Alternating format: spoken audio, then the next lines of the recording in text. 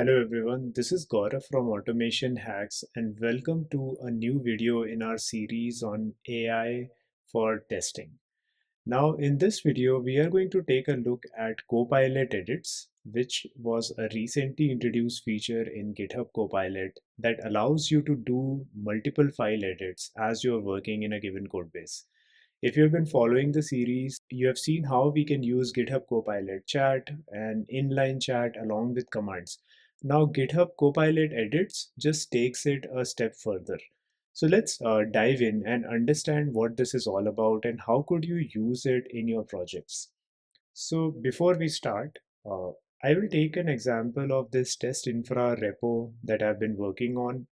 It's a collection of some utilities that I'm experimenting in what could an ideal test infrastructure look like. So you can find it in my GitHub on automation hacks slash test infra. And we are going to use this code base as an example in this video. I also wrote a newsletter edition on this on the newsletter. So do check it out if you have not taken a look at it. And now let's dive in. So before we start, I'll give you a quick flavor of what this code base is all about, at least the thing that is more relevant. So this is a Gradle Java project. As you can see, if I take a look at build.gradle, this has your standard dependencies in terms of rest assured, has testng as the test runner of choice, and some additional setup which are not relevant for this video. And what you might be noticing is that I have this code base open in Visual Studio Code instead of IntelliJ. The reason for that is this feature of GitHub Copilot is so far not available on IntelliJ, but might be coming soon in a future version of the plugin. So in this particular code base, you can see within this test infra package, I have tests, right? And this is just a unit test file. There is also a package called as recres, which has bunch of rest assured tests which are covering different aspects of the recres API. If you're not familiar with it, you can just search for recres and it would take you to this site where there are a bunch of APIs hosted already, and you can just make use of these, if you want to say practice learning API testing. So it has fake data, also helps you practice different types of HTTP responses and things like that. So you can see the different methods and what would be the different responses that you can come out of it. So what I've done here is I used Claude, the model from Anthropic, and I actually generated a bunch of tests using that. So what you would see is here I have, tests that can create a user, delete the user, get user, and update user. Essentially, these are CRUD operations. And so what you would see is this is a standard sort of test file where you have a before class that is setting a base URI, and then it's just creating your standard sort of CRUD tests, right? Where you have create, read, update, and delete operations on any given API. You have the rest assured syntax here where you can select the type of body, pass it in the body, give a path, and then basically specify what you expect it to happen. Now, with that in mind, let's take a look at how Copilot edits could help us make some change in this code base. So if you're coming onto Visual Studio Code for the first time, you would probably see this icon and you will see like open chat. If you click on this, you'll see that there is an option for you to start with Copilot edits, right? You could start an inline chat, a quick chat, as you would have already seen, but let's just start Copilot edits. And what you would see immediately is this is the welcome screen, and here you have the ability to attach, what files you want to provide as a context, and you could add files like the same way. You could potentially even just start a voice chat, if you want to truly go into like a pair programming mode. And you have an option to switch between two models, which is GPT4o from OpenAI or Claude 3.5 Sonnet. So let's use GPT4o for at least this video and say what I want to do is actually I can see that this before class is actually repeated in all the tests, which is probably not a good idea. We could potentially just go for a base class, and that might make more sense. Now, you could very well use IntelliJ's refactoring for this particular operation, but this just goes to illustrate the point that you can use this to in order to make edits, right? So I have certain commands or prompts ready to go before we start in order to just save time on typing. So this is the first one, right? I want to give it a simple command on helping me to create a base test class in testng, so that all the classes in this particular package, which is the users package, inherits from it, and it has a common setup method to set the base URL. So let's just give this to our Copilot edits and see what it comes up with. First of all, I want to make sure that it has the relevant file. So let me just select create user test, and so that it has that particular file in context. And let's try. So see, now Copilot edits is, see, it created a file, and it's automatically doing the refactoring for us. You can see it added a new file called as base test, which has yeah, our before class, always run, setup, and this block. Exactly what I wanted it to do. Now you have an option to accept this change or discard this change like any other peer reviewer. So here, this looks good to me. So I'll just say accept. And what you would see is it also came and changed the create user class. It removed that particular block, and then it just extended it to base test.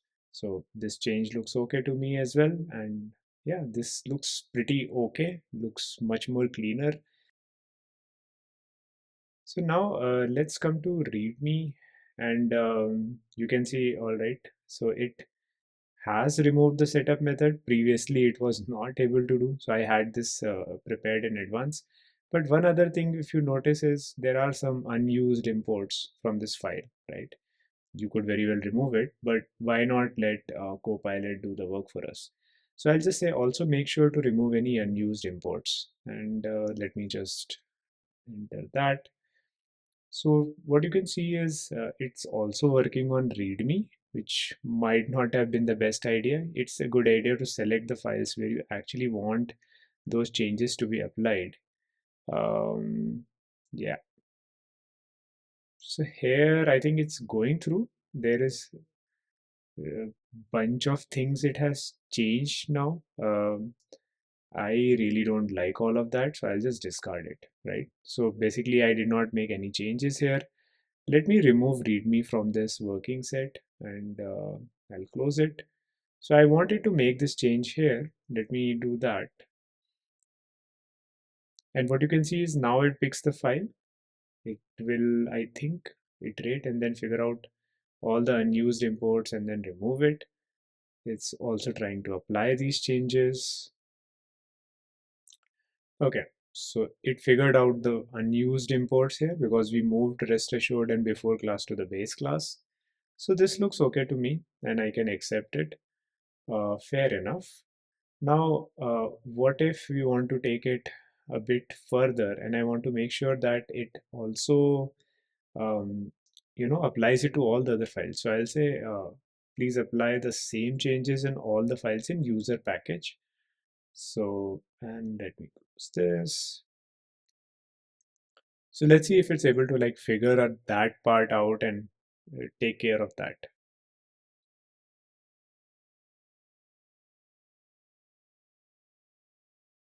Hmm. Seems to be slightly confused. It's trying to write another user test, which is not what I wanted. So again, I'll go to discard. Maybe my prompt needs to be a little better, right? So I don't want it to change base test to make these changes. So let me be very explicit, right? I wanted to make these changes in all the files in user package. Let me give the path, and I want to say what are the changes I want. So like ensure the class extends base test, remove any unused imports, and make sure you don't change anything in the test body, right?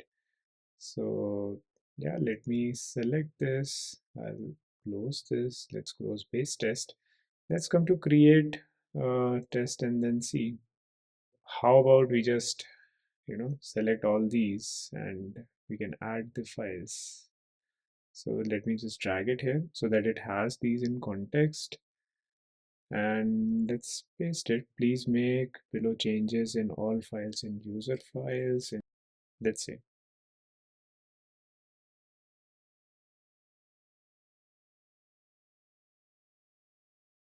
hmm. So see, it's trying to make that update in update, get and delete.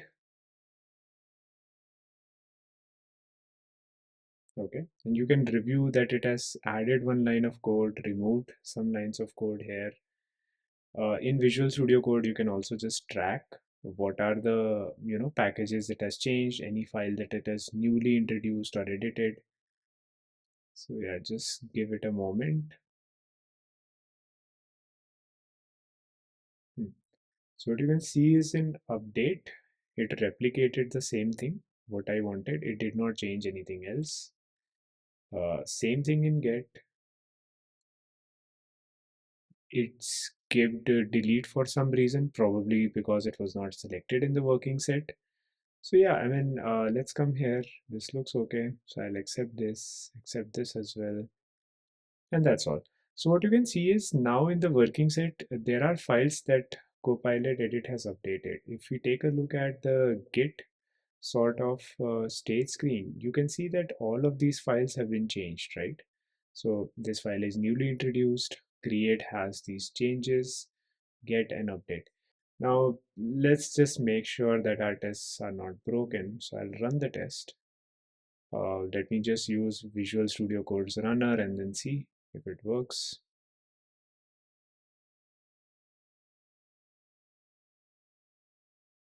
Hmm. So what you can see is it ran the tests. Most of them actually passed, which is good.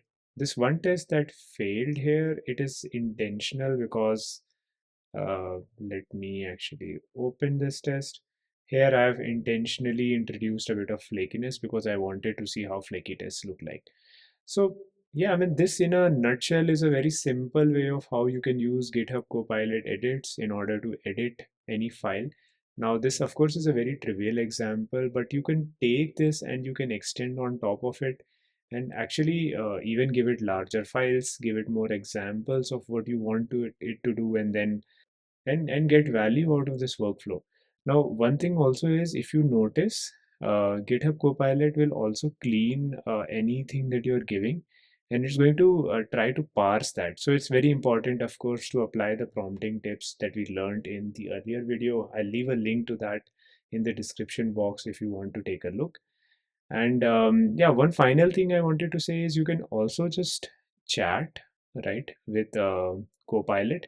And then after you have chatted, you can actually just open that in GitHub Copilot edits as well. So you have that extensibility of switching between the two modalities that you have in terms of chat or quick Copilot edits.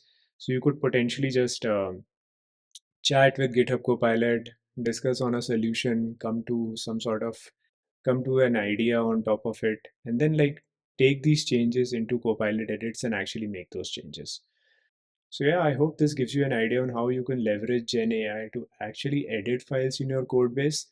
This feature I feel is anyways going to get more powerful in the future, and I can't wait to use it more in my day-to-day work as well. Yeah, that's all for this video. If you found it helpful, do give the channel a like and a sub, and I'll see you next time.